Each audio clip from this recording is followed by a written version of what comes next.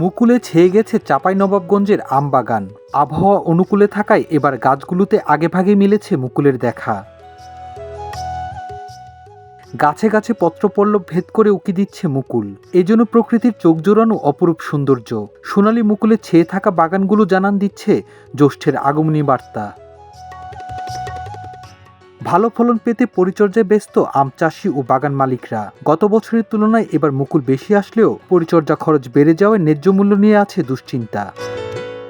এই বছর আমের অনিয়ার এবং চাঁপাইনবাবগঞ্জ জেলার বাগানগুলোতে আমের মুকুল আসা শুরু করে দিয়েছে এবং ফেব্রুয়ারি মাসের প্রথম সপ্তাহ থেকেই কিন্তু মূলত আমাদের জেলার যে বাগানগুলো আছে মুকুল আসা শুরু করেছে এবং যে চাষিগুলো বিশেষ করে সঠিকভাবে পরিচর্যা করেছে তাদের বাগানে আমের মুকুল আসা শুরু করেছে। এবছর যেহেতু আমের অনিয়ার প্রায় প্রতিটা বাগানেই আমের মুকুলে ভরে গেছে। তো এখন পর্যন্ত আবহাওয়া আম চাষের অনুকূলে আছে। আমরা বর্তমানে কৃষি বিভাগের পরামর্শ অনুযায়ী গাছে বিভিন্ন প্রকার বালাইনাশক সেচ প্রদান করছি। আরও প্রায় মার্চ মাসের প্রথম সপ্তাহ পর্যন্ত আমাদের যে বাগানগুলোতে মুকুল আসার সময় আছে। তো এই বছর সবচাইতে চ্যালেঞ্জিং ইস্যু হচ্ছে যেহেতু গত বছর অফ ইয়ার ছিল, আমের ফলন কম ছিল, তো আমরা আম বেশি দাম বিক্রি করতে পেরেছিলাম। তো যেহেতু এবছর আমের ওয়ান ইয়ার প্রচুর আমের মুকুল, যদি আবহাওয়া অনুকূলে থাকে, যদি আম হয়, তাহলে আমাদেরকে যে কাজটি করতে হবে যে আম বাজারজাতকরণের জন্য উপযুক্ত পরিবেশ তৈরি করতে হবে। কারণ উপযুক্ত পরিবেশ তৈরি না করলে কিন্তু আমাদের আমের ন্যায্য মূল্য নিশ্চিত হবে না। বিশেষ করে আম রপ্তানির যে ইস্যুটা আছে, এই বিষয়টাতে সরকারের যারা নীতি নির্ধারক আছে তাদের কাছে আমরা আবেদন করব যেন আম রপ্তানির জন্য উপযুক্ত পরিবেশ তৈরি করা হয় এবং কিভাবে বেশি পরিমাণে বিদেশে আম রপ্তানি করা যায়। তাহলে এই বেশি পরিমাণে যদি আম রপ্তানি করা হয়, তাহলে আমরা যারা আম উৎপাদক আছি, বিশেষ করে যারা আমরা রপ্তানিযোগ্য আম উৎপাদন করে থাকি, সকলেই কিন্তু আমাদের আমের ন্যায্য মূল্য নিশ্চিত হবে। আমরা প্রায় 2 মাস থেকে পরিচর্যা করেছি। এখন একটু ঘন ঘন বালাইনাশক স্প্রে না করলে মুকুলটা নষ্ট হয়ে যাবে এবং যে ফুলটা ফুটবে এই ফুলটাকে রক্ষা করাই খুব কঠিন। যদি হঠাৎ একটা বৃষ্টি হয় গত বছরের মতন, তাহলে সেই ফুলটা কিন্তু পচে নষ্ট হয়ে যায়। আবহাওয়া যেহেতু অনুকূলে আছে এখন পর্যন্ত, এই ভয়টা আমরা কাটিয়ে উঠছি। আগামী 10 দিন যদি এরকম আবহাওয়া থাকে তাহলে আর কোনো ক্ষতি হওয়ার সম্ভাবনা তেমন থাকবে না বা খুবই কম বলে মনে করি। থেকে আমরা আম চাষিরা আম বাগান পরিচর্যায় ব্যস্ত আছি। যেমন আমাদের বাগানে বালাইনাশক, কীটনাশক প্রয়োগ এবং সার প্রয়োগ, পানি সেচ প্রয়োগ, এগুলো প্রক্রিয়া চলমান এবং আবহাওয়া যদি অনুকূলে থাকে আমরা আম চাষিরা এবার আশা করতেছি যে আমের ন্যায্য মূল্য পাবো এবং বাজার ব্যবস্থাপনা যদি ভালো হয় তবে আমরা পূর্বের ক্ষতি কাটিয়ে উঠে আমরা আর্থিকভাবে লাভবান হব। কয়েক বছর ধরে জলবায়ু পরিবর্তনের বিরূপ প্রভাবের শিকার হচ্ছে চাঁপাইনবাবগঞ্জের আম শিল্প। তার উপর মিলছে না কাঙ্ক্ষিত দাম। এই অবস্থায় আমের ন্যায্য মূল্য নিশ্চিতে অভ্যন্তরীণ বাজার ব্যবস্থাপনা ও রপ্তানির জন্য উপযুক্ত পরিবেশের দাবি উদ্যোক্তাদের। এবছরে আমের মুকুল তো বাম্পার, প্রায় 90%-এর উপরে মুকুল হয়েছে আমার বাগানে। সামনে আরও 10% বাকি আছে, হয়তো বা হয়ে যাবে। এবছরে লেবার খরচ এবং কীটনাশক খরচটা একটু বেশি, কিন্তু আল্লাহ যদি দেয় ফলনটা ভালো হয় আর ভালো দামটা পায়, তাহলে লাভবান হবো আর কি ভালো মতো। যদি দাম কম হয় তাহলে আর আমাদের কি করণীয়, আমাদের আম সত্তার আমচুর বানাতে হবে। আর বিকল্প আর কি আহে, এটা দিয়ে তো আমাদের তাহলে তো টাকা উঠবে না, খরচ উঠবে না, আমরা লসের মুখোমুখি হব। দাম ভালো পাই তাহলে ভালো লাভ হবে। 20-25 দিন আগে থেকে আমের মুকুল আসা শুরু হয়েছে।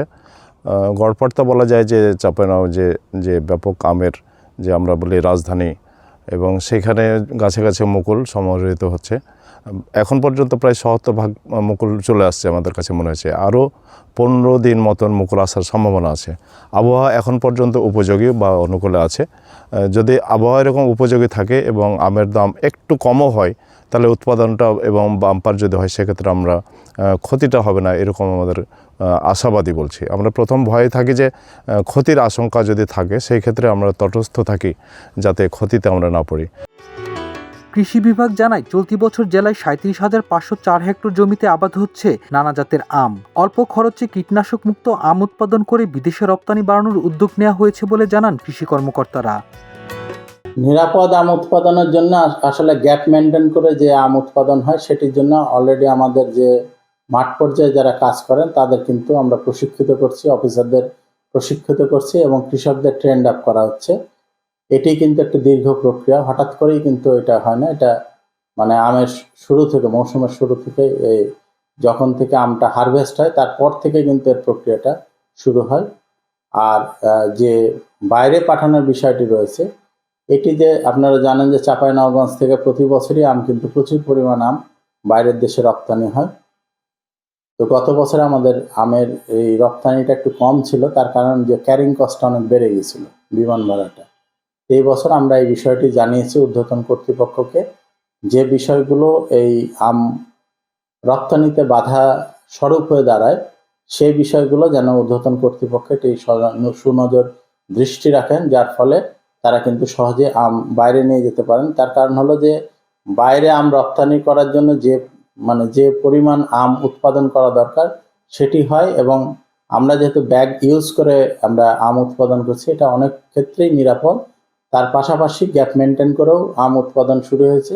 সুতরাং এখানে আমের উৎপাদনটা ঠিক আছে, শুধু এটি বাইরে নিয়ে যাওয়ার যে প্রক্রিয়াগুলো আছে সেগুলো একটু সহজীকরণ করার জন্য যে কাজগুলো করা লাগে সেটা আমরা ঊর্ধ্বতন কর্তৃপক্ষ ইতিমধ্যেই নজরে দিয়েছি। ওনারা এটি নিয়ে কাজ করতেছেন। আশা করতেছি যে গত বছরের তুলনায় এবছরে বেশি আম রপ্তানি হবে। এদিকে ভালো উৎপাদনের পাশাপাশি খরচ কমাতে সঠিক মাত্রায় কীটনাশক ব্যবহার সহ নানা পরামর্শ দিচ্ছেন বিজ্ঞানীরা। এই বছর এখন আপনারা দেখবেন যে বাগানে মুকুল বের হয়ে গেছে, আর কিছু কিছু ক্ষেত্রে দেখবেন যে তার মুকুলটা ফুটে গেছে এবং ফ্রুট সেট হয়ে গেছে। তো বেশিরভাগ বাগানে এখন মুকুল পুরোপুরি বের হয়ে গেছে। এই পর্যায়ে এখন আপনার হপার পোকার আক্রমণটা একটু বাড়বে।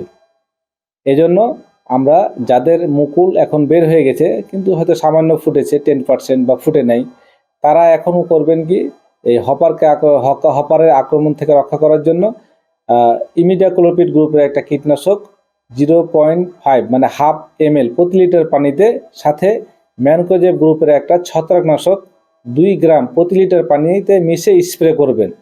আর যাদের বাগানের মুকুলটা ফুটে গেছে, তার গুটি সেট হয়ে গেছে অথবা কিছু হয়েছে, কিছু ফুটে আছে, তারা এই সময় কোনো স্প্রে করবে না ওই বাগানে। আর যদি কারো বাগানে সেচের প্রয়োজন হয়, যে আমার জমিটা শুকিয়ে, তাহলে সেক্ষেত্রে এখন সেচ দিতে পারবেন। যাদের মুকুল ফুটে গেছে, ফ্রুট সেট হচ্ছে, এই অবস্থা যাদের, তারা এটা করতে পারবেন। আর এর পরবর্তীতে যখন বাগানে পুরোপুরি মুকুল শেষ হয়ে যাবে এবং গুটি সেট হবে, সেই সময় সেচ দিবেন এবং তখন একটা কীটনাশক এবং ছত্রাকনাশক স্প্রে করতে হবে ওই সময়ের জন্য। পরিচর্যা আর আধুনিক প্রযুক্তির কারণে বাম্পার ফলনের পাশাপাশি গত বছরের ক্ষতি কাটিয়ে ওঠার আশা করছেন আম চাষিরা। Multimedia desk.